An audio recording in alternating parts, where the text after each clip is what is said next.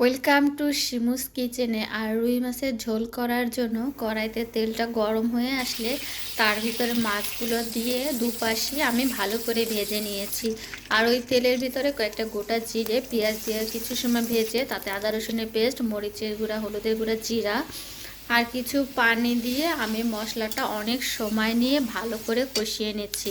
আর মশলাটা কিন্তু আমার অনেক ভালো করে কষানো হয়ে গিয়েছে। ওই পর্যায়ে এসে আমি ওই মশলার ভেতরে মাছগুলো দিয়ে দুপাশে উল্টে পাল্টে আবারও বেশ কিছু সময় কষিয়ে নিলাম।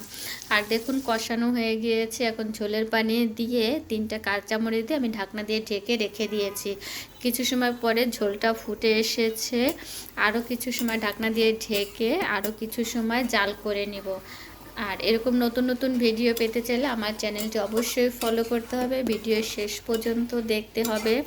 আর দেখুন আমার রান্নাটা কিন্তু প্রায় শেষের দিকে, কালারটা কিন্তু অনেক ভালো হয়েছিল আর খেতেও কিন্তু খুবই ভালো লেগেছিল। আপনারা একবার হলেও ট্রাই করে খেয়ে দেখবেন, রান্নাটা অনেক ভালো লাগবে। আমার ভিডিওটি কেমন লাগলো একটা লাইক কমেন্ট শেয়ার করে দিবেন, আমার পাশে থাকবেন। সবাই অনেক অনেক বেশি বেশি সাপোর্ট করবেন, দোয়া করবেন। Bye bye.